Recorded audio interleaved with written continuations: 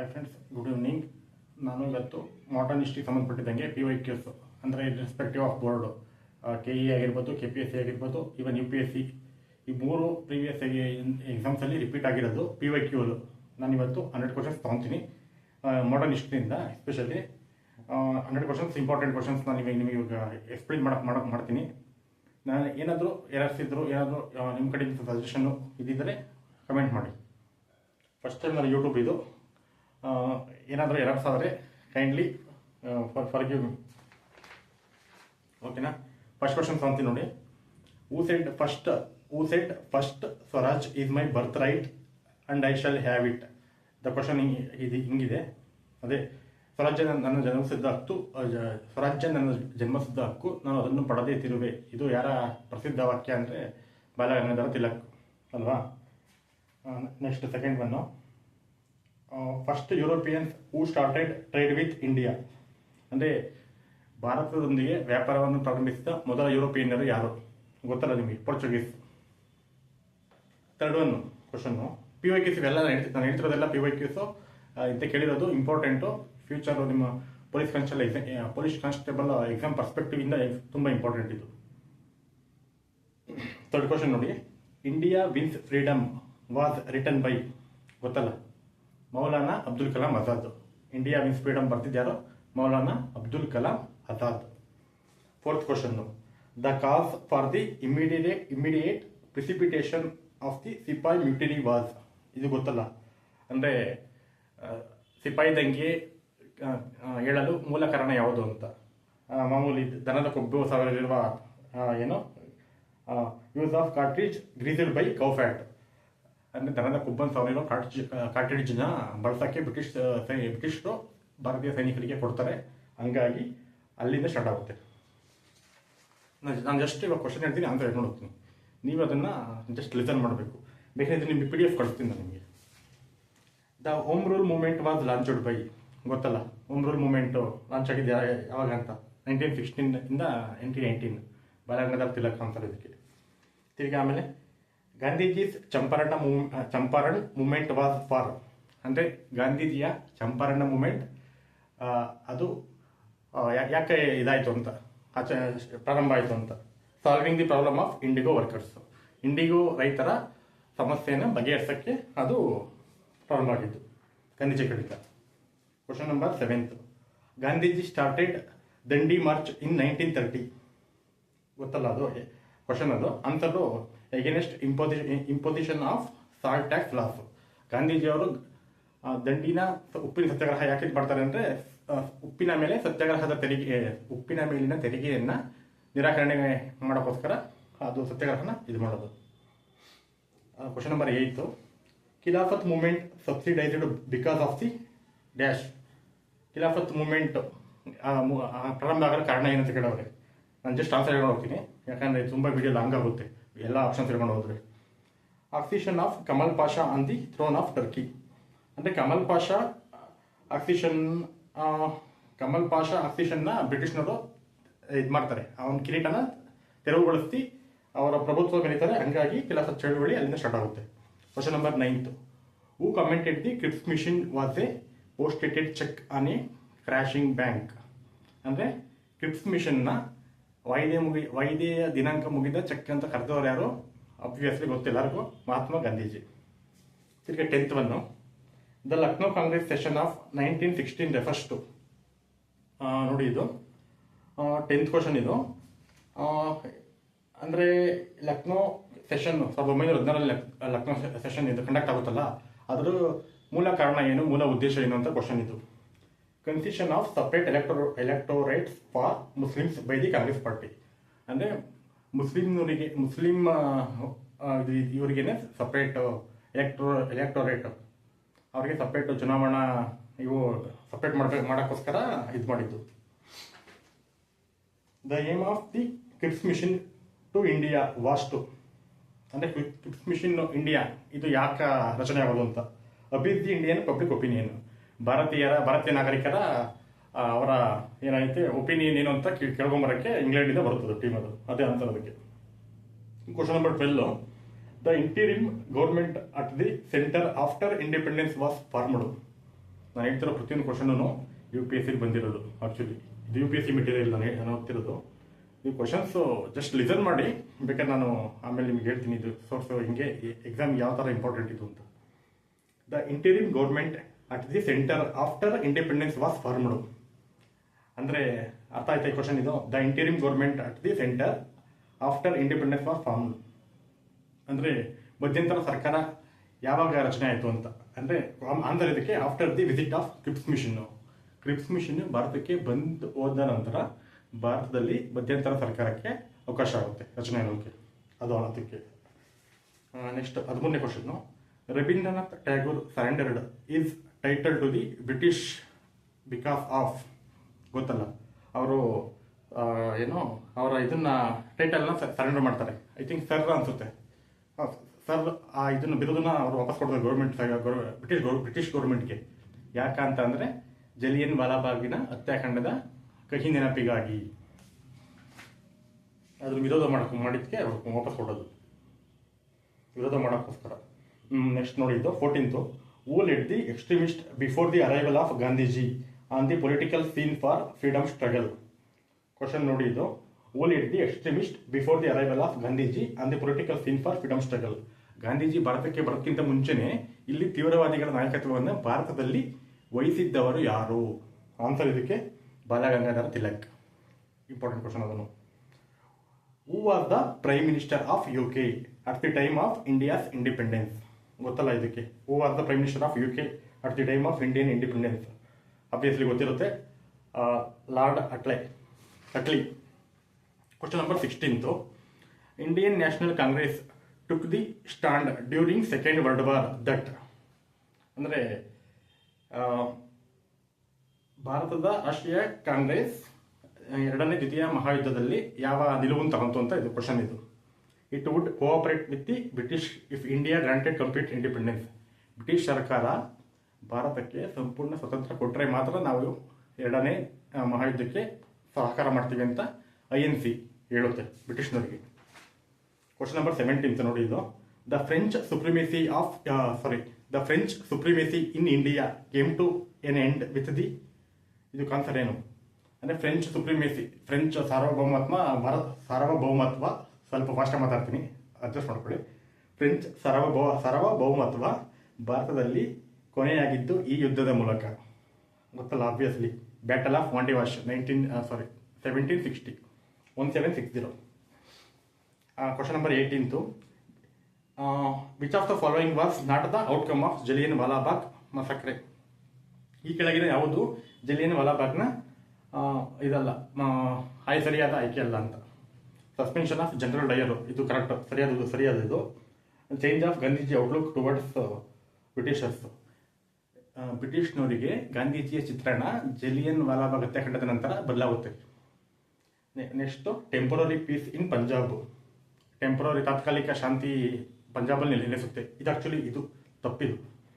ತಿರ್ಗಾ renunciation of British titles and positions by many Indians. ಅಂದರೆ ಬಿರುದು ಸನ್ಮಾನ ಬಿರುದು ಇವನ್ನೆಲ್ಲ ಬ್ರಿಟಿಷ್ ಸರ್ಕಾರಕ್ಕೆ ವಾಪಸ್ ಸುಮಾರು ಮಹನೀಯರು ಕೊಡ್ತಾರೆ. ಇದು ಸರಿನೇ ಆ್ಯಕ್ಚುಲಿ. ಇಲ್ಲಿ ಕ್ವಶನ್ ಕೇಳಿರೋದು which of the following was not the outcome of Jallian Wala Bagh massacre. ಅಂದರೆ ಇದು ಈ ಕೆಳಗಿನ ಯಾವುದು ಜಲಿಯನ್ ವಾಲಾಬಾಗ್ ಹತ್ಯಾಕಾಂಡದ ನಂತರ ನಡೆದ ಘಟನೆ ಅಲ್ಲ ಅಂತ. ಕ್ವಶನ್ ಇದಕ್ಕೆ ಟೆಂಪರರಿ ಪೀಸ್ ಇನ್ ಪಂಜಾಬ್. ಪಂಜಾಬಲ್ಲಿ ಯಾವುದೇ ತಾತ್ಕಾಲಿಕ ಶಾಂತಿ ಒಪ್ಪಂದ ಮಾತುಕತೆ ಸನ್ನಿವೇಶ ಒದಗಲಿಲ್ಲ. ಅದು 19ನೇ ನೋಡಿ.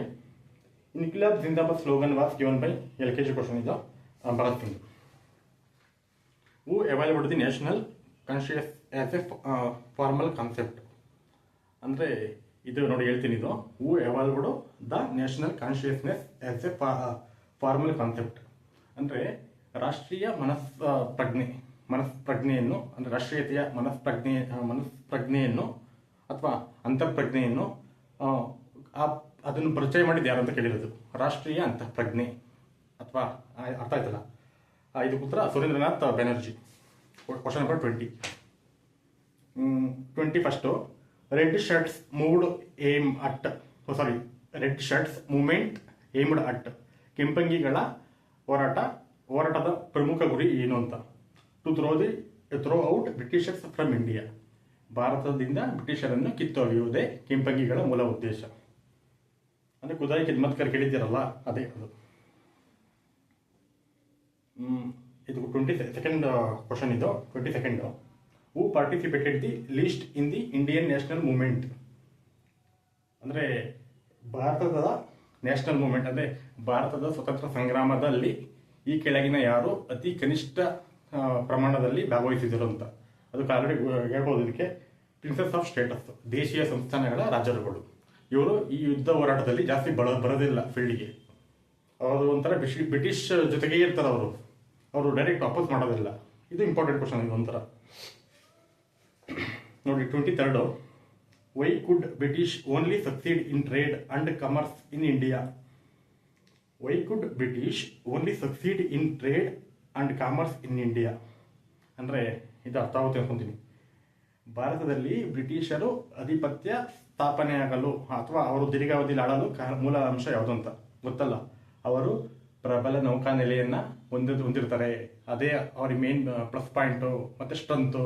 ಅದರಿಂದ ಅವರು ಬೃಹತ್ ಸಾಮ್ರಾಜ್ಯ ಕಟ್ಟಕ್ಕೆ ಸ್ಟಾರ್ಟ್ ಆಗಿದ್ದು. ಓಕೆನಾ? ವಿಡಿಯೋ ರೆಕಾರ್ಡ್ ಆಗ್ತಿದೆ, ಒಂದ್ಸರಿ ಕನ್ಫರ್ಮ್ ಮಾಡ್ಕೊತೀನಿ.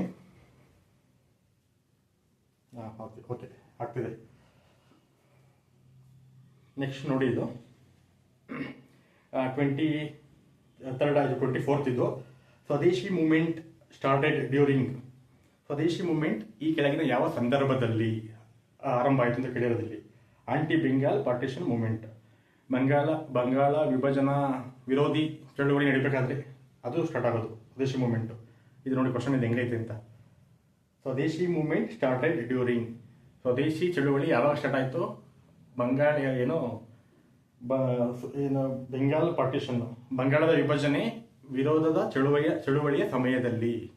ಸ್ವದೇಶಿ ಚಳುವಳಿ, ಬಂಗಾಳಿ ಒಡಕಿನ ವಿರುದ್ಧದ ಚಳುವಳಿ, ಇವೆರಡೂ ಒಂದೇ ಸರಿ ನಡೆದು ನೋಡ್ಕೊಳ್ಳಿ. ಇದು PDF ಕಳಿಸ್ತಿದ್ರೆ ಅಂದರೆ ಇಂಗ್ಲೀಷಲ್ಲಿ ಐತೆ, ನನ್ನ ಆನ್ಸರ್ ಸಿಗುತ್ತೆ ನಿಮಗೆ.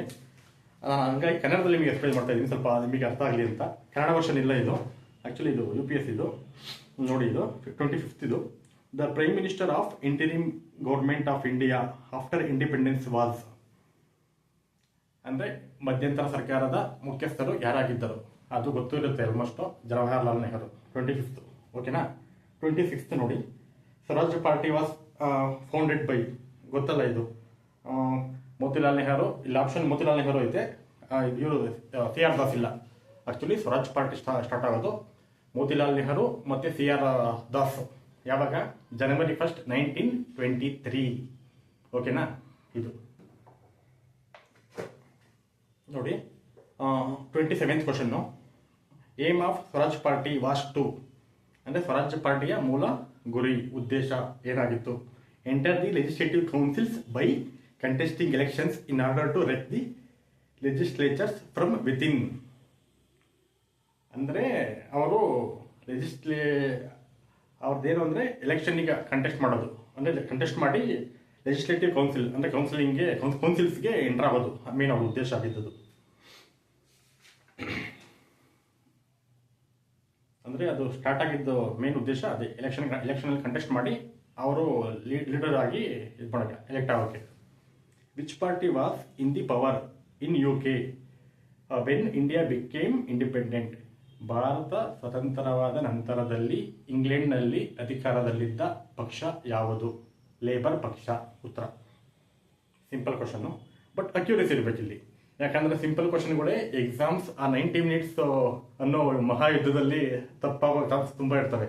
ಹಂಗಾಗಿ ನಾನು ಇದು ಹೇಳ್ತಿರೋದು ನಿಮಗೆ. ಓಕೆನಾ? 29th ಬಂದೆ. ಇದು ಒಂದೊಂದು ಕ್ವಶನ್ ಇಂಪಾರ್ಟೆಂಟೇ. ಅಂದರೆ ನೀವು ಸ್ವಲ್ಪ ಅದನ್ನು ಗಮನ ಕೊಟ್ಟು ನೋಡಬೇಕು, ಕೇಳಬೇಕು, ಫಾಲೋ ಮಾಡಬೇಕು. ನೋಡಿ, ಇದು the year 1919 is associated with. ಗೊತ್ತಲ್ಲ, ಇದು ಬೇಸಿಕ್ ಕ್ವಶನ್. ಇದು Jallian Walabagh tragedy. 30th. Who introduce the civil services in India? Lord Cornwallis. ಗೊತ್ತದನು. ಅಂದರೆ ಕೆಲವೊಂದು ಬೇಸಿಕ್ ಬರ್ತವೆ, ಕೆಲವೊಂದು ಮಿಕ್ಸ್ ಇರ್ತವೆ, ಕೆಲವೊಂದು ಅಡ್ವಾನ್ಸ್ ಆಗಿರ್ತವೆ, ಎಲ್ಲ ಕಾಂಬಿನೇಷನ್ ಇರುತ್ತೆ. ಬಟ್ ಇದೆಲ್ಲ PYQನೇ. ಯಾವುದು ನಾನು ಸ್ವಂತ ಇದು ಮಾಡಿರೋದಲ್ಲ, ಯಾವುದು ಇಂಪಾರ್ಟೆಂಟ್ ಅಲ್ಲ ಅನ್ನೋ ಥರ ಇಲ್ಲ, ಎಲ್ಲ PYQನೇ ಇದು. ಓಕೆನಾ? Next 31st. Who was the founder of the servants of Indian society? Gokhale. ಗೊತ್ತಲ್ಲ ಅದು. Servants of Indian society Gokhale ಅವರೇ. ಅದು 1905 ಜೂನ್ 12. ಆ್ಯಕ್ಚುಲಿ ಯಾವ ಪಕ್ಷ ಸ್ಥಾಪಕರು ಯಾರು, ಯಾವಾಗ ಅದು ಸ್ಥಾಪನೆ ಆಗಿತ್ತು, ಅದರ ಉದ್ದೇಶ ಏನಾಗಿತ್ತು, ಇವು 4 ಸಿರಿ ಎಲ್ಲ ಓದ್ಕೊಂಬಿಟ್ರೆ ಅಷ್ಟೇ ಸಾಕಾಗಿರೋದು. ಇನ್ನು 5, 6, 7, 8 ಇನ್ನು ಯಾವ ಪಾಯಿಂಟು ಬೇಡ. ಪಕ್ಷ ಯಾವುದು, ಸ್ಥಾಪಕರು ಯಾರು, ಯಾವ ಸ್ಥಾಪನೆ ಆಯಿತು, ಅದರ ಉದ್ದೇಶ ಏನು, ಅಷ್ಟೇ. ನೋಡಿ, ಇದು Gandhiji opposite the untouchability and ಈ ವಾಂಟೆಡ್. ಅಂದರೆ ಗಾಂಧೀಜಿಯವರು ಅಸ್ಪೃಶ್ಯತೆನ ವಿರೋಧ ಮಾಡಿದ್ರು. ಯಾಕಂತಂದರೆ ಗೊತ್ತದು, ಬೇಸಿಕ್ ಎಲ್ಲರೂ ಹೇಳ್ತಾರೆ, the people of India to give treatment of equality to the untouchables. ಅಂದರೆ ಭಾರತದ ಎಲ್ಲ ನಾಗರಿಕರಿಗೂ ಸಮಾನತೆಯನ್ನು ಕೊಡೋಕ್ಕೆ, ಸಮಾನರಾಗಿರಬೇಕು, ಎಲ್ಲರೂ ಸಮಾನರಾಗಿರಬೇಕು ಅನ್ನೋದೇ ಗಾಂಧೀಜಿಯವರ ಉದ್ದೇಶ ಆಗಿತ್ತು. ಅದೊಂದ 32nd ಆಯಿತು. 33. Why did India industrialise only ಗ್ರಾಜುಯಲಿ in the time of Britishers. ಭಾರತವು, ಇದು ನೋಡಿ, ಇದೇ ಸಿಂಪಲ್. ಇದು ಭಾರತವು ಕೈಗಾರಿಕೆಗಳಲ್ಲಿ ಬ್ರಿಟಿಷರ ಸಮಯದಲ್ಲಿ ಕೈಗಾರಿಕೆಗಳು ಬೆಳೆಯಲು ಕಾರಣವೇನು, ಅದೇ ಇದು. ಯಾಕೆಂದರೆ ನೋಡಿ, ಸಿಂಪಲ್ ಇದೆ. Britishers seized and handicrafted Indian cottage industries. ಭಾರತದ ಕೈಮಗ್ಗ ಹಾಗೂ ಗುಡಿ ಕೈಗಾರಿಕೆಗಳನ್ನು ಬ್ರಿಟಿಷ್ನವರು ಒತ್ತಾಯಪೂರ್ವಕವಾಗಿ ಸ್ಟಾಪ್ ಮಾಡ್ತಾರೆ. ಹಂಗಾಗಿ ಅವಾಗಿಂದ ಇಂಡಸ್ಟ್ರಿಯಲೈಸೇಷನ್ ಸ್ಟಾರ್ಟ್ ಆಗುತ್ತೆ ಬ್ರಿಟಿಷ್ ಕಡೆಯಿಂದ. 34th ಕ್ವಶನ್ ಇದು. Which of the following is not the tenant of Gandhian socialism. ಅಂದರೆ ಈ ಕೆಳಗಿನ ಯಾವುದು ಗಾಂಧೀಜಿಯ ಸಮಾಜವಾದದ ಮೂಲ ಅಂಶ ಅಲ್ಲ ಅಂತ 4 ಪಾಯಿಂಟ್ ಕೊಟ್ಟವ್ರೆ. ಸೋಷಿಯಲ್ ಜಸ್ಟಿಸ್, ಸಾಮಾಜಿಕ ನ್ಯಾಯ, ಇದು ಕರೆಕ್ಟು, ಇದೆಲ್ಲ answer. Concern for the poor but not hated for the rich. ಅಂದರೆ ಬಡವರಿಗೆ ಪ್ರಾಮುಖ್ಯತೆ ಕೊಡಬೇಕು, ಮತ್ತು ಶ್ರೀಮಂತರನ್ನ ಅವ್ರನ್ನ ದ್ವೇಷ ಮಾಡಬಾರ್ದು, ಇದು ಕರೆಕ್ಟ್ ಗಾಂಧೀಜಿ ಪ್ರಕಾರ. ಅಲ್ಲಿ ನಾಟ್ ಎ ಟೆನೆಂಟ್ ಅಂತ ಕರೆಯೋದು, ಯಾವುದಲ್ಲ ಅಂತ. Equality of opportunities of all, ಎಲ್ಲರಿಗೂ ಸಮಾನ ಅವಕಾಶ, ಇದು ಕರೆಕ್ಟೇ. 3ನೇದು ತಪ್ಪು ಯಾವುದು ಅಂತ ಕೇಳಿರೋದು ಇಲ್ಲಿ. Nationalisation of all means of production and distribution. ಅಂದರೆ ಪ್ರೊಡಕ್ಷನ್ ಮತ್ತು ಡಿಸ್ಟ್ರಿಬ್ಯೂಷನ್ನ ನ್ಯಾಷನಲೈಸೇಷನ್ ಮಾಡೋದು ಅವರ ಸಮಾಜವಾದದ ಮೂಲ ಅಂಶ ಆಗಿರಲಿಲ್ಲ. ನ್ಯಾಷನಲೈಸೇಷನ್, ಪ್ರೊಡಕ್ಷನ್, ಡಿಸ್ಟ್ರಿಬ್ಯೂಷನ್, ಇದು ನೋಡ್ಕೊಳ್ಳಿ, ಇದು ಅವ್ರಿಗೆ ಇದಕ್ಕೂ ಗಾಂಧೀಜಿಯವ್ರಿಗೂ ಸಂಬಂಧಪಡಲ್ಲ. ಓಕೆನಾ. ನೆಕ್ಸ್ಟ್ ನೋಡಿ, which of the following was the main feature of policy of dual government of British rulers in India. ಅಂದರೆ ಈ ಕೆಳಗಿನ ಯಾವ ಪ್ರಮುಖ ಅಂಶ ಭಾರತದಲ್ಲಿ ಸರ್ಕಾರ ರಚನೆಯ ಕಾರಣ? The English collected, answer, the English collected the revenues with the help of Indian officials and they became virtually head of the civil and military administration. ಅಂದರೆ ಇದಕ್ಕೆ ಕನ್ನಡದಲ್ಲಿ ಹೇಳಬೇಕು ಅಂದರೆ, the British collected the revenues with the help of Indian officials. ಅದೇ ಭಾರತದ ಇಲ್ಲಿನ ನೌಕರರನ್ನು ಬಳಸಿಕೊಂಡು ಅವರು ಕಂದಾಯ ಸಂಗ್ರಹಣೆಯನ್ನ ಪ್ರಾರಂಭ ಮಾಡ್ತಾರೆ. ಮತ್ತು virtually head of the civil and, ಅಂದರೆ ಅವ್ರು ಹಂಗೆ ಏನು ಪರೋಕ್ಷವಾಗಿ ನಾಗರಿಕ ಮತ್ತು ರಕ್ಷಣಾ ವಿಭಾಗದಲ್ಲಿ ಅವರು ಏನು ನಾಯಕತ್ವನ ತಾಂತಾರೆ ಬ್ರಿಟಿಷ್ನವರು, ಅದೇ ಅದು ಉತ್ತರ. Which of the following was the main feature of the policy of the dual government of British rulers in India. ಅರ್ಥ ಆಯ್ತಾ? ಇದ್ ಕಡೆ ನಾವು ಅವರು ಬ್ರಿಟಿಷ್ನವರು ರೆವಿನ್ಯೂ ಕಂದಾಯ ಸಂಗ್ರಹಣೆಗೆ ಭಾರತೀಯ ನೌಕರರನ್ನ ಬಳಸ್ಕೊತಾರೆ ಒಂದು, ತಿರ್ಗಾ ಆಮೇಲೆ ಪರೋಕ್ಷವಾಗಿ ಏನು ನಾಗರಿಕ ಮತ್ತು ಮಿಲಿಟರಿ ಅದನ್ನು ತನ್ನ ವಶಕ್ಕೆ ತಗೊಂತಾರೆ. ಅದೇ ಅದ್ರ ಉದ್ದೇಶ. ಯಾವ ಉದ್ದೇಶ? ಡ್ಯುಯಲ್ ಗೌರ್ಮೆಂಟ್ ಇನ್ ಬ್ರಿಟಿಷ್, ಅದು ಉದ್ದೇಶ. Which important event immediately preceded Jallianwala Bagh massacre? ಅಂದರೆ Jallianwala Bagh ಹತ್ಯಾಕಾಂಡ, ಮಸಕ್ರೆ ಅಂದರೆ ಹತ್ಯಾಕಾಂಡ. 36ನೇ ನೋಡಿ, ರೌಲತ್ ಆಕ್ಟ್ ಎನಾಕ್ಟ್ಮೆಂಟ್. ಅಂದರೆ ಯಾವುದು ಜಲಿಯನವಾಲಾ ಬಾಗ್ ಹತ್ಯಾಕಾಂಡದ ನಂತರ ಜಾರಿಯಾಗಿದ್ದು ಯಾವುದು ಅಂತ? Rowlatt act enactment. ಅದೇನೆ ರೌಲತ್ ಕಾಯ್ದೆ ಯಾವ ಸ್ಟಾರ್ಟ್ ಆಗಿದ್ದು ಅಂತ.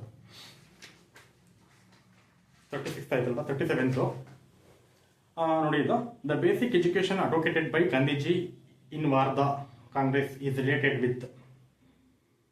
ಆನ್ಸರ್ ಇದಕ್ಕೆ, the basic education advocated by the Gandhiji in Wardha Congress is related with compulsory elementary education.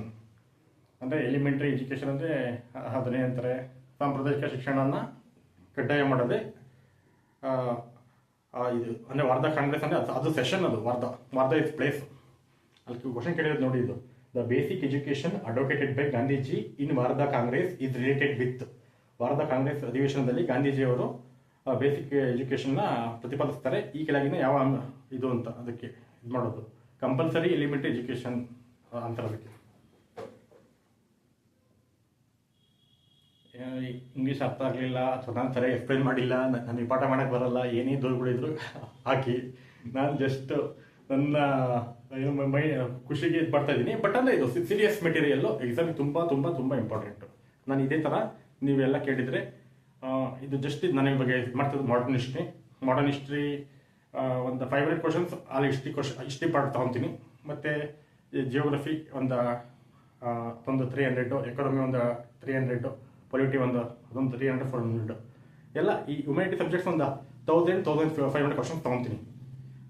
ಇದೆಲ್ಲ ತುಂಬ ಇಂಪಾರ್ಟೆಂಟು. ಅಂದರೆ ಇದು ಬಿಟ್ಟರೆ ಬೇರೆ ಏನೇನೋ ಅವ್ರು ಎಕ್ಸಾಮಲ್ಲಿ ಕೇಳೋಕ್ಕಾಗೋದಿಲ್ಲ ಅಷ್ಟೇ.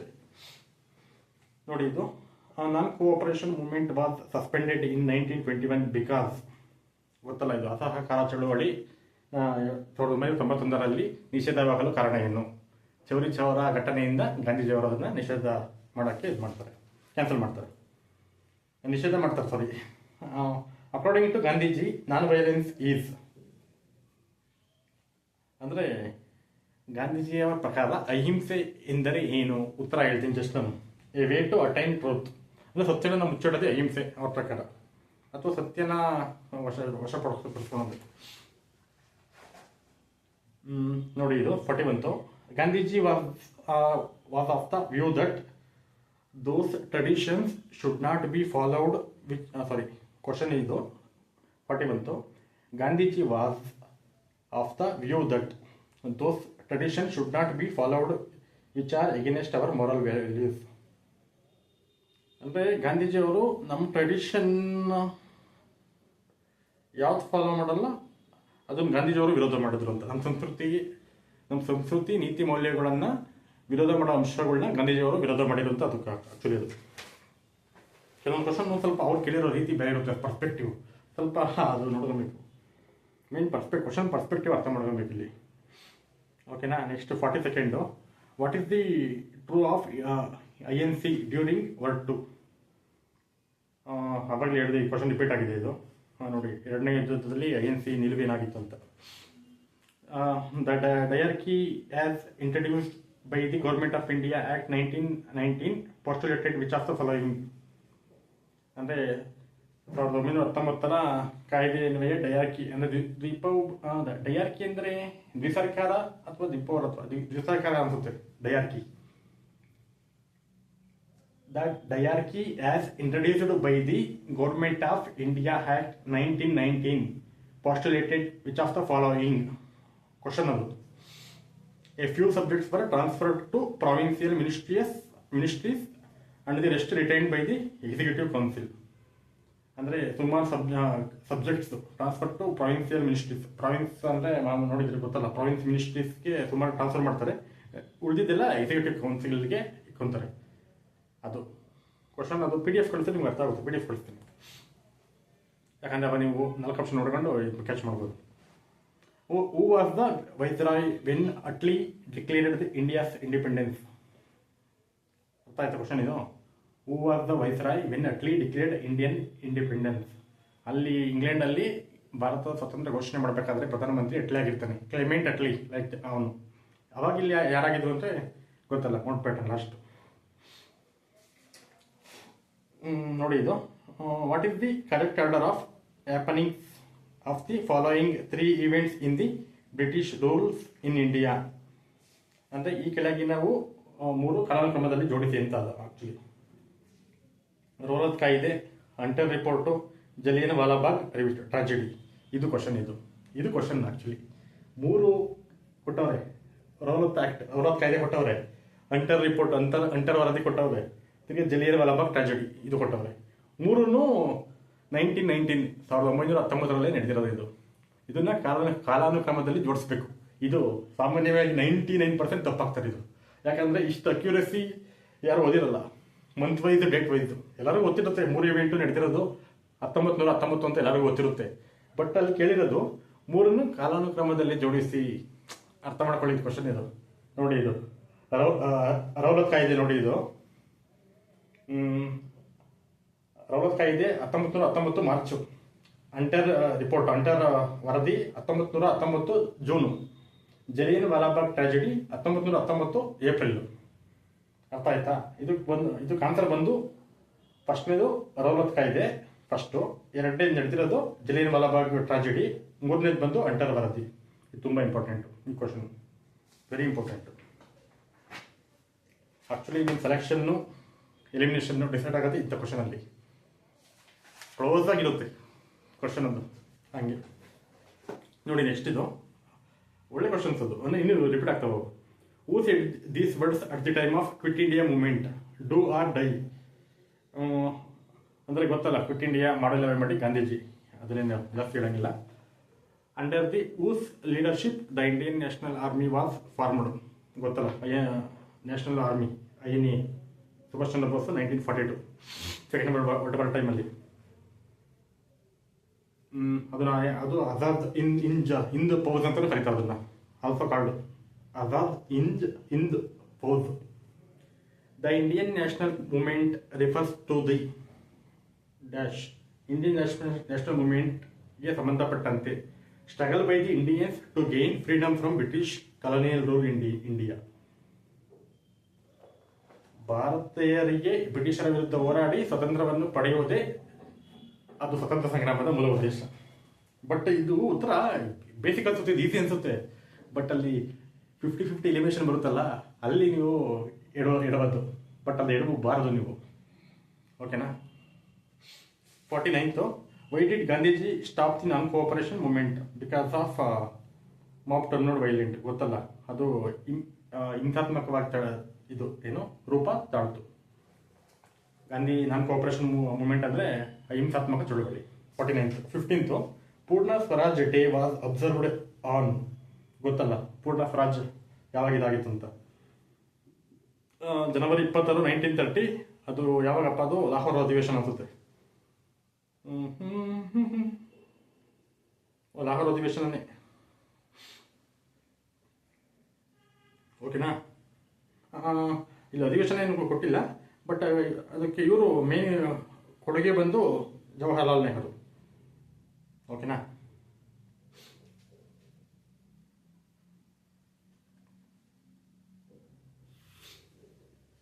ಲಾಹೋರ್ ಅಧಿವೇಶನ ಏನದು? 51st.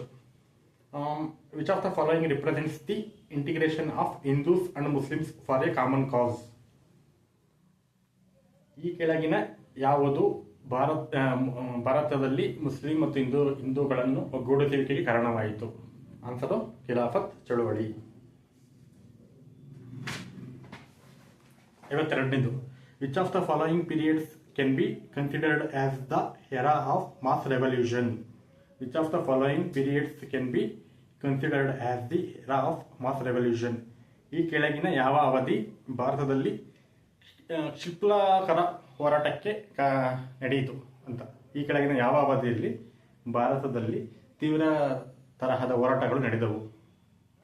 ಅದು ಆನ್ಸರ್ ಬಂದು 4 ಕೊಟ್ಟದ್ರ ಆಪ್ಷನ್ನು, ಬೇಕಾದ್ರೆ PDF ಹಾಕ್ತೀನಿ ನಿಮಗೆ. ಆಮೇಲೆ ಇದು ಆನ್ಸರು 1920 to 1947, 1920ರಿಂದ 1947 ಅಂಟಿಲ್ ಇಂಡಿಪೆಂಡೆನ್ಸ್. 53ನೇದು, whom did Gandhiji considered is political guru? GK Gokhale. ರಾಜಕೀಯ ಗುರು ಯಾರೇ? GK Gokhale. Who among the following was associated with the birth of Swarajya party? CR Das, Motilal Nehru. CR ಏನು ಅದು ಗೊತ್ತಲ್ಲ, ಸ್ವರಾಜ್ ಪಾರ್ಟಿ ಸ್ಥಾಪಕರು ಇಬ್ಬರು. The Indian patriot who died in jail due to hunger strike was? ನೋಡಿ, ಇದು ಐ ಥಿಂಕ್ ಇವರೇ ಫಸ್ಟ್ ಅನ್ಸುತ್ತೆ. Indian patriot who died in jail due to hunger strike. ಈ ಕೆಳಗಿನ ಯಾರು ಭಾರತದ ರಾಷ್ಟ್ರ ಪ್ರೇಮಿ ಜೈಲಿನಲ್ಲಿದ್ದಾಗಲೇ ಉಪವಾಸ ಸತ್ಯಾಗ್ರಹದಿಂದ ಸಾವನ್ನಪ್ಪಿದರು? ಉತ್ತರ ಜತಿನ್ ದಾಸ್. 56ನೇದು, who among the following was responsible for the revival of Hinduism in the 19th century? Question ಇನ್ನೊಂದ್ಸರಿ ಓದ್ತೀನಿ. Who among the following was responsible for the revival of Hinduism in the 19th century? 19ನೇ ಶತಮಾನದಲ್ಲಿ ಹಿಂದುತ್ವದ ಬಗ್ಗೆ ಅದನ್ನು ಏನಂತಾರೆ, ಅದನ್ನು ಹಿಂದುತ್ವನ ಪ್ರಚಾರ ಮಾಡಿದ್ಯಾರು ಅಥವಾ ಹಿಂದುತ್ವದ ಸುಧಾರಕರು ಯಾರು ಅಂತ ಕೇಳ್ತಿರೋದು. ಉತ್ತರ ಸ್ವಾಮಿ ವಿವೇಕಾನಂದ. 19ನೇ ಸೆಂಚುರಿಯಿಂದ 1800ರಿಂದ ಸ್ಟಾರ್ಟ್ ಆಗೋದು 1900ವರೆಗೂ ಪೂರ್ತಿ ಅದು 19ನೇ ಸೆಂಚುರಿ. 19ನೇ ಸೆಂಚುರಿಯಿಂದ 1900 ಅನ್ಕೊಂಡ್ರಿ, 1920ನೇ ಸೆಂಚುರಿ. ಸ್ವಾಮಿ ವಿವೇಕಾನಂದ ಉತ್ತರ ಅದಕ್ಕೆ. The personality who is not connected with 1987 mutiny is. ಗೊತ್ತಿರುತ್ತಿದ್ದು 4 ಆಪ್ಷನ್ ಕೊಟ್ಟಿದ್ದಾರೆ. Lakshmibai, Tantia Tope, Nana Sahib, Bhagat Singh.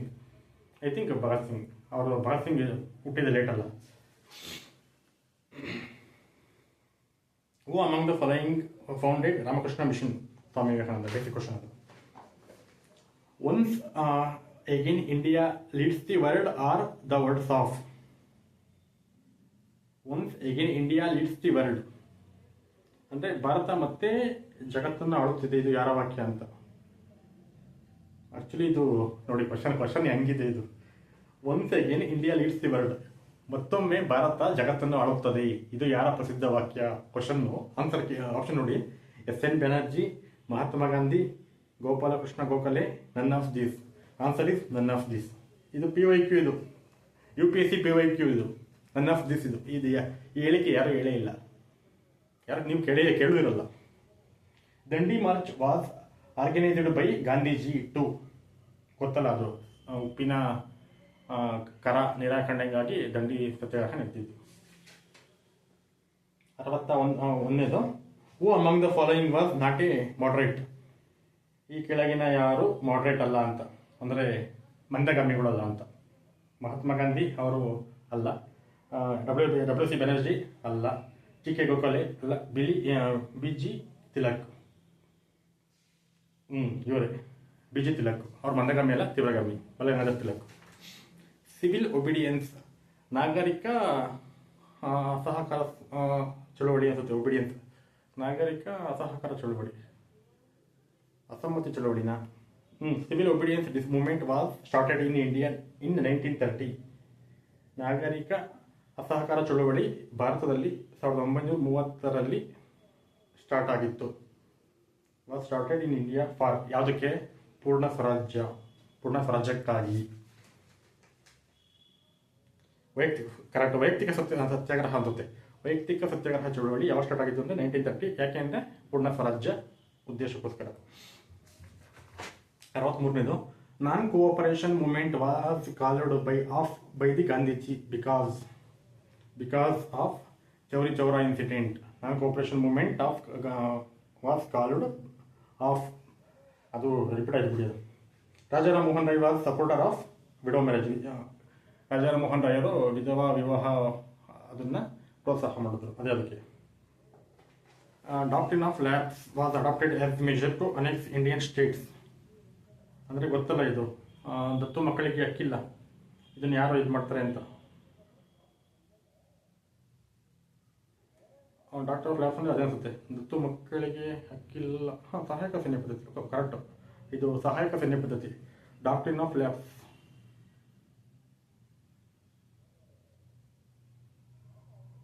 Doctrine of lapse ಸಹಾಯಕ ಸೈನ್ಯ ಪದ್ಧತಿ ಯಾರು ಜಾರಿ ಮಾಡಿದ್ರು ಅಂದರೆ ಲಾರ್ಡ್ ಡಲೌಸಿ. ಯಾವಾಗಂದರೆ 1848. ಓಕೆನಾ?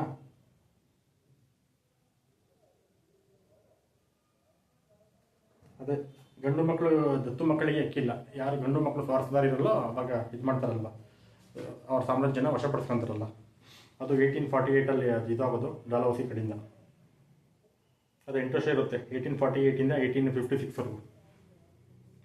ನೋಡಿ ಇದು. Some persons who are close associates of Gandhiji died recently. ದೇವರ್ ಬಿಡಿ, ಇದು ಆ್ಯಕ್ಚುಲಿ ತುಂಬ ಒಳ್ಳೆ ಕ್ವಶನ್ ಆಯ್ತದ, ಅದು ನಾಟ್ ವ್ಯಾಲಿಡ್ ಇವಾಗ. Who represent India at the Chicago conference of world religion? Swami Vivekananda. Chicago ಚಳುವಳಿಯಲ್ಲಿ ಭಾಗವಹಿಸಿದ್ದು ಯಾವಾಗ? 1893, 1893 ಸ್ವಾಮಿ ವಿವೇಕಾನಂದ ಅವರು. ತಿರುಗಿ ನೋಡಿ 68ನೇದು. The capital of India was shifted from Calcutta to Delhi in the year. ಕಲ್ಕತ್ತಾದಿಂದ ದೆಹಲಿಗೆ ರಾಜಧಾನಿ ವರ್ಗಾವಣೆಯಾದ ವರ್ಷ 1911. 69ನೇದು. The theory of economic drain from India to England was pronounced by Dadabhai Naoroji. ಅಂದರೆ ಗೊತ್ತಲ್ಲ, the theory of economic drain. ಅದೇ ಅಂತಾರೆ ಎಕನಾಮಿಕ್ ಡ್ರೈನು. ಸಂಪತ್ತು ಸೋರಿಕೆ ಸಿದ್ಧಾಂತದ ಪ್ರತಿಪಾದಕರು ಯಾರು? ದಾದಾಬಾಯಿ ನವರೋಜಿ ಅಲ್ವಾ? ಹಂಗೆ 70ನೇ question. INC was founded by WSC Banerjee ಅಲ್ಲ, AO ಹ್ಯೂಮ್. ಆ್ಯಕ್ಚುಲಿ ನೋಡಿ ಇದು ಕ್ವಶನ್, ಇದು ಸ್ವಲ್ಪ ನೋಡ್ಕೊಳ್ಳಿ. INC ಸ್ಟಾರ್ಟ್ ಆಗಿದ್ದು AO ಹ್ಯೂಮ್ ಕಡೆಯಿಂದ, ಹ್ಯೂಮ್ ಅವರಿಂದ. INC was founded by AO Hume. The first conference of INC was chairperson was ಯಾರು? ಪ್ರೆಸಿಡೆಂಟ್ ಯಾರು? WSC ಬೆನರ್ಜಿ. ನಾನು ನೋಡಿಲ್ಲ ಆ ಕಡೆ, ಹೇಳಿದೆ ಸುಮ್ಮನೆ. ನೋಡಿ ಇದು, who can be called the father of local self government in India? ಭಾರತದ ಸ್ಥಳೀಯ ಸರ್ಕಾರಗಳ ಪಿತಾಮಹ ಲಾರ್ಡ್ ರಿಪ್ಪನ್. ಓಕೆನಾ? 72ನೇದು, the first great experiment of Gandhiji in satyagraha took place in Champaran. ಅಂದರೆ ಚಂಪಾರಣ್ ಸತ್ಯಾಗ್ರಹನೇ ಗಾಂಧೀಜಿಯವರ ಮೊದಲ ಸ್ವತಂತ್ರ ಚಳುವಳಿ ಅಥವಾ ಹೋರಾಟ ಚಳುವಳಿ. 73ನೇದು, the Indian national movement became organised for the first time in 1905-6. ಭಾರತದ ಮೊದಲ ಸ್ವತಂತ್ರ ಹೋರಾಟ ಯಾವಾಗ ಸ್ಟಾರ್ಟ್ ಆಗಿದ್ದು ಅಂತ? 1905-6ರಲ್ಲಿ. ಅಂದರೆ ಸ್ವದೇಶಿ ಚಳುವಳಿ ಅವಾಗಿಲ್ಲ ಅದು. ಇದು ಸ್ಟಾರ್ಟ್ ಮಾಡಿದ್ದು ಲಾಲ್ ಬಾಲ್ ಪಾಲ್ ಅವರೇ. ನೋಡಿ, ಲಾಲ್ ಬಾಲ್ ಪಾಲ್ ಗೊತ್ತಲ್ಲ, ಅದೆಲ್ಲ ಹೇಳೋಕ್ಕಾಗಲ್ಲ ಪೂರ್ತಿ ಹೆಸರುಗಳು. 74ನೇದು, the first among the following to establish trade link with India were. ಇದಕ್ಕೆ ಆನ್ಸರು ಗೊತ್ತಲ್ಲ. The first among the following establish the trade link in India were Portuguese. After the Chauri Chaura incident. 75ನೇ question. After the Chauri Chaura incident in India 2022 policemen were killed. The result was that. Chauri Chaura ಘಟನೆಯಿಂದ 22 ಪೊಲೀಸರು ಬೆಂಕಿಗೆ ಆಹುತಿ ಆಗ್ತಾರೆ. ಆ ಹೋರಾಟದಲ್ಲಿ ಗಾಂಧೀಜಿ ಅದು ಸಹಕಾರ ಚಳವಳಿನ ವಾಪಸ್ ತಗೊಂತಾರೆ ಬಿಡಿ, ಅದು ರಿಪೀಟ್ ಆಗಿದೆ ಅದು. The demand for the Pakistan was made by the Muslim league for the first time ಇನ್. ಪಾಕಿಸ್ತಾನ ಪ್ರತ್ಯೇಕ ರಾಷ್ಟ್ರಕ್ಕಾಗಿ ಮುಸ್ಲಿಮರಿಂದ ಬೇಡಿಕೆಯಾದ ವರ್ಷ ಯಾವುದು? 1940. 77 ಮ್ಯಾಚ್ ದ ಫಾಲೋಯಿಂಗ್ ಇದೆ, ಅದನ್ನು ಹೇಳ್ಬಿಡ್ಬೇಕಾರೆ. Lord Dalhousie division of Bengal, ಅಂದರೆ ಡಾಲೌಸಿ ಕಡೆಯಿಂದ ಬೆಂಗಾಲ್ ವಿಭಜನೆ ಆಗಿದ್ದು. 2ನೇದು ಬಂದು Lord William Bentinck prohibition of sati ಸಹಗಮನ ಪದ್ಧತಿಯನ್ನು ನಿಷೇಧ ಮಾಡಿದ್ದು ಲಾರ್ಡ್ ವಿಲಿಯಂ ಬೆಂಟಿಕ್ಕು. 3ನೇದು Lord Ripon local self government father. 4ನೇದು ಲಾರ್ಡ್ ಕರ್ಜನ್ ಏನು ಡಿವಿಷನ್ ಆಫ್ ಬಂಗಾಳದ ವಿಭಜನೆ Lord Curzon. Lord Dalhousie doctrine of lapse, ದತ್ತು ಮಕ್ಕಳಿಗೆ ಅಕ್ಕಿಲ ಪದ್ಧತಿ ಜಾರಿ ಲಾರ್ಡ್ ಡಲೌಸಿ ಕಡೆಯಿಂದ. ಸ್ವಲ್ಪ ಅಕ್ಕಪಕ್ಕ ಆಯ್ತದು, ಸಾರಿ.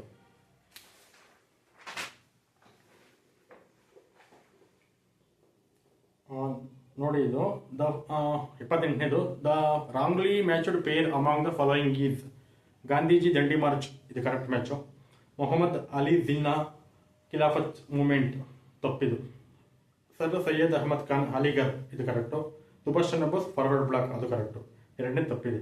ಮೊಹಮ್ಮದ್ ಅಲಿ ಜಿನ್ನಾ ಖಿಲಾಫತ್ ಚಳುವಳಿ ಭಾಗವಹಿಸಿರಲಿಲ್ಲ.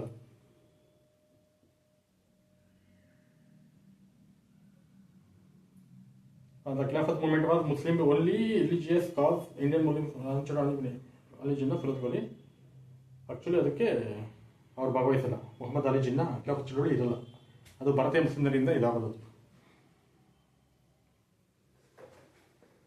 ಭಾರತೀಯರಿಂದ ಖಿಲಾಫತ್ ಚಳವಳಿ ಸ್ಟಾರ್ಟ್ ಆಗೋದು, ಅದಕ್ಕೆ ಮೊಹಮ್ಮದ್ ಅಲಿ ಜಿನ್ನಾ ಸಂಬಂಧಪಡಲ್ಲ.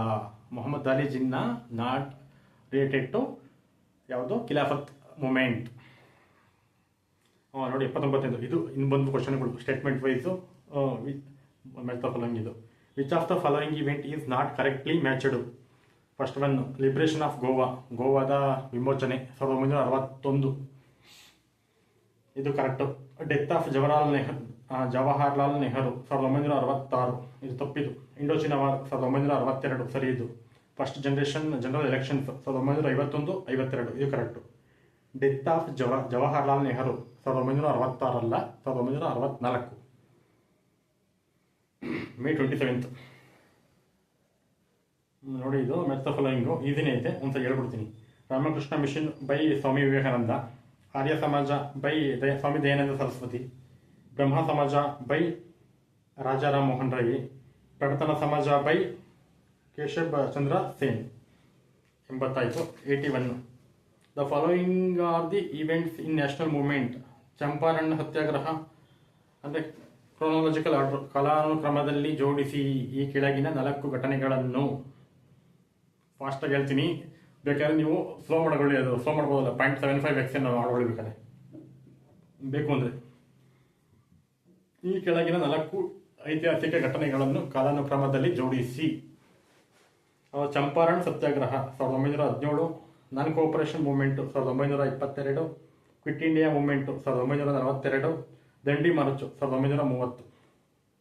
ಆ್ಯಕ್ಚುಲಿ ಫಸ್ಟ್ ಬರೋದು ಚಂಪಾರಣ್ ಸತ್ಯಾಗ್ರಹ, ಎರಡನೇದು ಅಸಹಕಾರ ಚಳುವಳಿ, ಮೂರನೇದು ದಂಡಿ ಮಾರ್ಚು, 4ನೇದು quit India movement.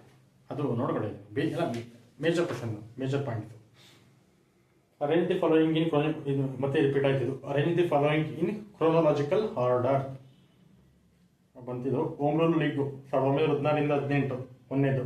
2ನೇದು Swadeshi movement 1905, 3ನೇದು ಬಾರ್ಡೋಲಿ ಮೂವ್ಮೆಂಟು 1928, 4ನೇದು ರೌಂಡ್ ಟೇಬಲ್ ಕಾನ್ಫರೆನ್ಸ್ 1930, 32. ಅಲ್ಲಿಗೆ ಆನ್ಸರ್ ಇದಕ್ಕೆ ಫಸ್ಟ್ನೇದು ಯಾವುದು? ಸ್ವದೇಶಿ ಮೂವ್ಮೆಂಟ್ ಫಸ್ಟ್ನೇದು, ಹೋಮ್ ರೂಲ್ ಚಳುವಳಿ 2ನೇದು, 3ನೇದು ಬಂದು ಬಡೋಲಿ ಮೂವ್ಮೆಂಟ್ 3ನೇದು 1928, 4ನೇದು ರೌಂಡ್ ಟೇಬಲ್ ಕಾನ್ಫರೆನ್ಸ್ 1930, 32, 4ನೇದು. 82 ಆಯಿತು. ಇನ್ನು 18 ಕ್ವಶನ್ ಮುಗಿಸ್ಬಿಟ್ಟು ಈ ವಿಡಿಯೋ ಸ್ಟಾಪ್ ಮಾಡ್ತೀನಿ. ಅಂದರೆ ಇದು ವಿಡಿಯೋ ಏನಿಸ್ತು ಕಮೆಂಟ್ ಮಾಡಿ, ನೆಕ್ಸ್ಟ್ ಹಂಗೆ ಕಂಟಿನ್ಯೂ ಮಾಡ್ತೀನಿ. ಇನ್ನು another 400 questions from history, important. ಯಾಕಂದರೆ ಹಿಸ್ಟ್ರಿ ಅವರು ಸ್ಟ್ಯಾಟಿಕ್ ಪಾರ್ಟಲ್ಲಿ ತಗೊಬೇಕು. ಕರೆಂಟ್ ಅಫೇರ್ಸಲ್ಲಿ ಹಿಸ್ಟ್ರಿ ಜಾಸ್ತಿ ಕೇಳಕ್ಕೆ ಬರಲ್ಲ ಅದು. Which of the following is are correct? News paper publishers, ಅಂದರೆ ಪಬ್ಲಿಷರ್ಸು ಮತ್ತು ನ್ಯೂಸ್ ಪೇಪರು ಇವೆರಡು ಮ್ಯಾಚ್ ಮಾಡಿ ಅಂತ ಕೊಟ್ಟವ್ರೆ. ಮೂರು ಕೊಟ್ಟವ್ರೆ ನೋಡಿ. ಫಸ್ಟ್ನೇದು ಎ ಲೀಡರ್ ಪತ್ರಿಕೆ ಬಂದು ಆನಿ Besant,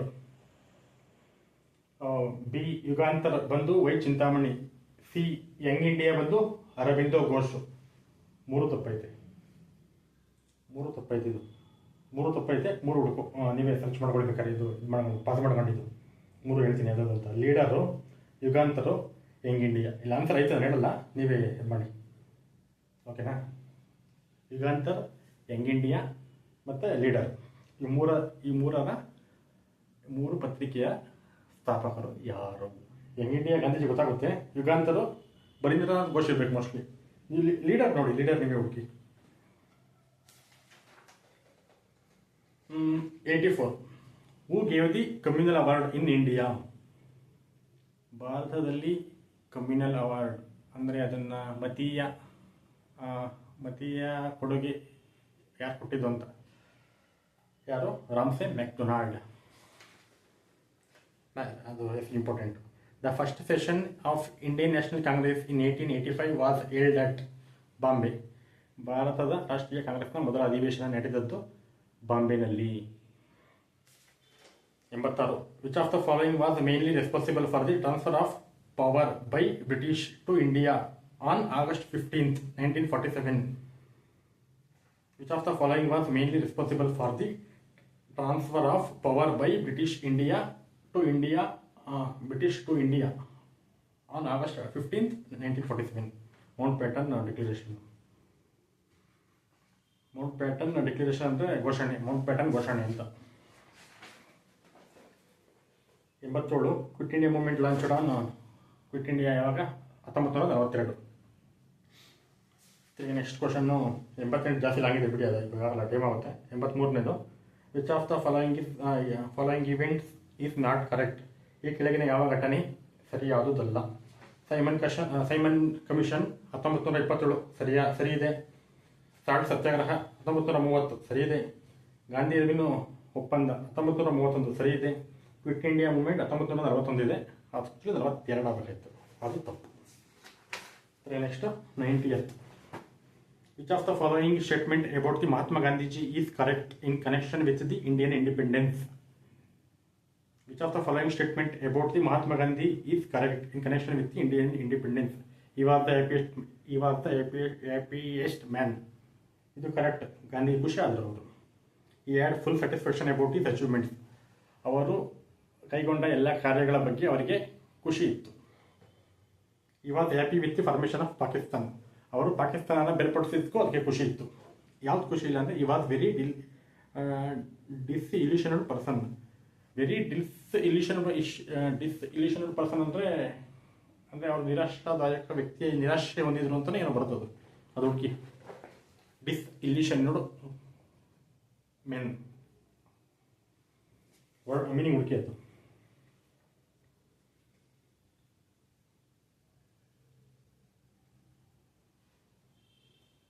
which of the following pairs is incorrect?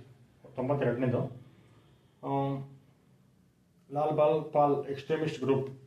Lal Bal Pal ಈ ಮೂವರೂ ತೀವ್ರಗಾಮಿಗಳಾಗಿದ್ದರು, ಸರಿ ಇದು. Annie Besant home rule movement, ಇದು ಮೂಮೆಂಟ್ನ ಅನಿ ಬೆಸೆಂಟು ಸ್ಟಾರ್ಟ್ ಮಾಡಿದ್ರು, ಅದು ಕರೆಕ್ಟು. ಗಾಂಧಿ ದಂಡಿ ಮಾರ್ಚ್, ಇದು ಕರೆಕ್ಟೇ. ನನ್ ಆಫ್ ದೀಸ್ ಆನ್ಸರ್ ಯಾವುದು ತಪ್ಪಲ್ಲ, ಮೇಲಿನ 3 ಸರಿಯಾಗಿದೆ. ಅಥವಾ ಕ್ವಶನ್ ಹಿಂಗೂ ಬರ್ತವೆ, ಮೇಲಿನ ಈ ಕೆಳಗಿನ ಯಾವುದು ಮಾತ್ರ ಸರಿ, ಈ ಕೆಳಗಿನ ಯಾವುದು ಮಾತ್ರ ತಪ್ಪು, ಈ ಕೆಳಗಿನ ಯಾವೆಷ್ಟು ತಪ್ಪು ಎಷ್ಟು ಸರಿ. ಇನ್ನೆಷ್ಟು ಎಕ್ಸಾಂಪಲ್ ಅದೇ ಹಂಗೆ ಬರುತ್ತೆ. ಈ ಕೆಳಗಿನ ಹೇಳಿಕೆಗಳಲ್ಲಿ ಎಷ್ಟು ಹೇಳಿಕೆಗಳು ಸರಿ, ಎಷ್ಟು ಹೇಳಿಕೆಗಳು ತಪ್ಪು. 1 ಮತ್ತು 3 ಸರಿ, 2 ಮತ್ತು 4 ತಪ್ಪು. ಅದನ್ನು ನಿರೀಕ್ಷೆ ಮಾಡಿ ನೆಕ್ಸ್ಟ್ ಎಕ್ಸಾಮ್ಸಲ್ಲಿ. ನಾನು ಪರೀಕ್ಷೆ ಕ್ವಶನ್ ಪೇಪರ್ ಸೆಟ್ ಮಾಡಿದ್ರೆ ಹಂಗೆ ಮಾಡೋದು, ತಮಾಷೆ ಮಾಡಿದೆ. In the 19th century of the people who participated in the national movement were mostly, ಅಂದರೆ 19ನೇ ಶತಮಾನದಲ್ಲಿ 19ನೇ ಶತಮಾನದಲ್ಲಿ ಈ ಕೆಳಗಿನ ಯಾವ ವರ್ಗ ಸ್ವತಂತ್ರ ಹೋರಾಟದಲ್ಲಿ ಭಾಗವಹಿಸಿತು? ಆನ್ಸರು ಎಜುಕೇಟೆಡ್ ಮಿಡಲ್ ಕ್ಲಾಸ್, ಮಧ್ಯಮ ವರ್ಗದ ಅಕ್ಷರಸ್ಥ ಜನರು. 94 ಚೆನ್ನಾಗಿದೆ. ಕ್ವಶನ್ ನೋಡಿ, write the correct chronological order of the following annexations by the Britishers. ಅಂದರೆ ಯಾವಾಗ ಬ್ರಿಟಿಷ್ನವರು ತಮ್ಮ ಸಾಮ್ರಾಜ್ಯಕ್ಕೆ ಎಲ್ಲ ಒಂದೊಂದಿನ ಸೇರಿಸ್ಕೊಂಡ್ರು ಅಂತ 3 ಕೊಟ್ಟವ್ರೆ. ಫಸ್ಟ್ ಯಾವುದು, ಸೆಕೆಂಡ್ ಯಾವುದು, ಥರ್ಡ್ ಯಾವುದು ಅಂತ. ಫಸ್ಟ್ನೇದು ಹೌದು, ಸೆಕೆಂಡ್ ಬಂದು ಪಂಜಾಬ್, 3ನೇದು ಅಪ್ಪರ್ ಬರ್ಮಾ. ಆ್ಯಕ್ಚುಲಿ 2ನೇದು ಬಂದು Punjab first,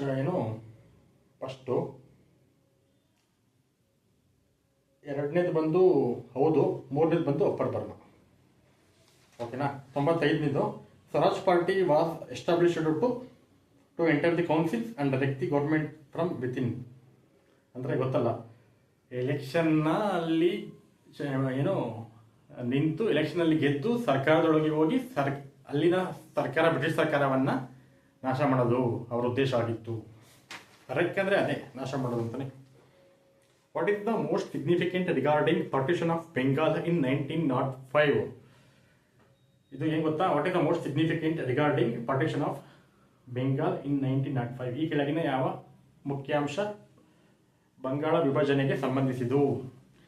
answer these paved the way for involvement of people in national movement. ಇದು ಸಾಮಾನ್ಯ ಜನರನ್ನು ಅಥವಾ ಸಾರ್ವಜನಿಕರನ್ನು ಭಾರತದ ಸ್ವತಂತ್ರ ಚಳುವಳಿಗೆ ಧುಮುಕಲು ದಾರಿ ಮಾಡಿಕೊಟ್ಟಿತು. ಇದು ಪುತ್ರ. 96 ಆಯಿತು. 97ನೇದು what was the objectives of home rule movement? Home rule ಮೂವ್ಮೆಂಟ್ನ ಧ್ಯೇಯೋದ್ದೇಶ ಏನಾಗಿತ್ತು? Self government at all levels. Home ರೂಲ್ನ ಮೂಲ ಉದ್ದೇಶ self government at all levels, ಅದೇ ಆಗಿತ್ತು. 98ನೇದು who was the person behind conversion of East India company from a trading company into a regional power? ಇದು ವೆರಿ ಇಂಪಾರ್ಟೆಂಟ್ ಕ್ವಶನ್. ಇದು question ಇನ್ನೊಂದ್ಸರಿ ಓದ್ತೀನಿ ನೋಡಿ. Who was the person behind conversion of East India company from a trading company into regional power? East India ಕಂಪನಿನ ಏನು ವ್ಯಾಪಾರ ಕಂಪ್ನಿಯಿಂದ ಅಂದರೆ ಆಳೋ ವರ್ಗಕ್ಕೆ ತಂದಿದ್ದು ಯಾರು? Robert Clive. Very important name ಇದು. ರಿಜನಲ್ ಪವರ್ ಅಂದರೆ ಮಾಮೂಲಿ ಪ್ರಾಂತ್ಯ ಆಡಳಿತಕ್ಕೆ. What is the correct chronological order of the following? 99th ಬಂದು 99ಕ್ಕೆ ಬಂದ್ವಿ. ಲಾಸ್ಟ್ ಏನು ಕ್ವಶನ್ ಕೇಳ್ಬಿಟ್ಟು ಸ್ಟಾರ್ಟ್ ಮಾಡ್ತೀನಿ ವಿಡಿಯೋ. 100 ಜಾಸ್ತಿ ಲಾಸ್ಟ್ ಇಲ್ಲ ಇದಿದೆ, ಅದನ್ನು ಎಕ್ಸ್ಪ್ಲೇನ್ ಮಾಡ್ಬಿಡ್ತೀನಿ. 99 ನೋಡಿ, 4 ಇವೆಂಟ್ ಕೊಟ್ಟವ್ರೆ, ಕಾಲಾನುಕ್ರಮದಲ್ಲಿ ಜೋಡಿಸ್ಬೇಕು ಅದನ್ನು ನೋಡಿ. ಫಸ್ಟ್ ಬನ್ನು ಫಸ್ಟ್ ರೌಂಡ್ ಟೇಬಲ್ ಕಾನ್ಫರೆನ್ಸ್ ಗೊತ್ತಲ್ಲ, 1930. Gandhi Irwin pact 1931. Simon commission 1927. Cripps mission 1942. ಹೇಳ್ಬಿಡಿ ಇವಾಗ. Simon commission first round table conference second, Gandhi Irwin pact third, fourth one Cripps mission ಅನಿಸುತ್ತೆ ಫೋರ್ತ್ ಅಷ್ಟೇ. ಆ ಡೇಟ್ ಕೆಲಸ ನೋಡ್ಕೊಂಡಿದ್ದೀವಿ. ಡೇಟ್ ಯಾವ ನೋಡ್ಕೊಬೇಕು ಅಂದರೆ ಒಂದೇ ವರ್ಷದಲ್ಲಿ ಮೇಜರ್ ಇವೆಂಟ್ಸ್ ಯಾವ ನಡೆದಿದ್ರೆ ಅವಾಗ ಡೇಟ್ ಇಂಪಾರ್ಟೆಂಟ್. ಅರ್ಥ ಆಯ್ತು ಅನ್ಕೊತೀನಿ. ಲಾಸ್ಟ್ ಕ್ವಶನ್ ಇದು ಸ್ಟೇಟ್ಮೆಂಟು ಮತ್ತು ರೀಸನ್ ಕೊಟ್ಟವ್ರೆ, ಹೇಳಿಕೆ ಮತ್ತು ಕಾರಣ. ಅರ್ಥ ಆಯ್ತಾ? ಓದ್ತೀನಿ ಅಂತ ಕೇಳ್ಕೊಂಬಿಡಿ. The revolt of 1857 failed. 19ರ ಸಿಪಾಯಿ ದಂಗೆ ವಿಫಲವಾಯಿತು. ಇದು ಹೇಳಿಕೆ. ಕಾರಣ ಹಿಂಗೈತೆ. It lacked the adequate organisation and military power. Correct. It lacked the adequate organisation and military power. ಇದು ಅಂದರೆ ಒಂದು ಸಂಘಟನೆ ಇರಲಿಲ್ಲ, ಮತ್ತು ಮಿಲಿಟರಿ ಪವರ್ ಅಂದರೆ ಸೈನಿಕರ ಕೊರತೆ, ಅಂದರೆ ಸಂಘಟನೆ ನಾಯಕತ್ವದ ಸೈನಿಕರ ಕೊರತೆ ಎಲ್ಲ ಸೇರಿಸ್ಕೊಂಬಿಡಿ. Actually both A and R correct. R is the correct explanation of A. ಎರಡೂ ಹೇಳಿಕೆಗಳು ಸರಿ. ಕೆಳಗಿನ ಕಾರಣ ಮೇಲಿನ ಹೇಳಿಕೆಗೆ ಸರಿಯಾದ ವಿವರಣೆ. ಇದು ವಿಡಿಯೋ ಏನಿಸ್ತು ಹೇಳಿ, ನೆಕ್ಸ್ಟ್ ಕಂಟಿನ್ಯೂ ಮಾಡ್ತೀನಿ. ನಿಮ್ಮ ಒಪಿನಿಯನ್ ಬೇಕೇ ಬೇಕು ನಾನು ಕಂಟಿನ್ಯೂ ಮಾಡೋಕ್ಕೆ. ಸಬ್ಸ್ಕ್ರೈಬ್ ಆಗಿ. ನಾನು ಇಂಗ್ಲೀಷ್ ಸೋರ್ಸ್ನ ಆದಷ್ಟು ಮ್ಯಾಕ್ಸಿಮಮ್ ಕನ್ನಡಕ್ಕೆ ಟ್ರಾನ್ಸ್ಲೇಟ್ ಮಾಡಿ ನಿಮಗೆ ಎಕ್ಸ್ಪ್ಲೈನ್ ಮಾಡ್ತೀನಿ. ಮತ್ತು ನಾನು ಮಾತಾಡೋದು ಸ್ವಲ್ಪ ಸ್ಪೀಡ್ ಕಡಿಮೆ ಮಾಡ್ಕೊತೀನಿ ನೆಕ್ಸ್ಟ್ ವಿಡಿಯೋಯಿಂದ. ಅದು ಬೈ ಡಿಫಾಲ್ಟ್ ಬಂದ್ಬಿಡುತ್ತೆ, ನಾನು ಕಂಟ್ರೋಲ್ ಮಾಡ್ತೀನಿ ಆದಷ್ಟು. ನಿಮ್ಮ ಎಕ್ಸ್ಪೀರಿಯನ್ಸ್ ಹೆಂಗಿತ್ತು ಶೇರ್ ಮಾಡಿ. Thank you.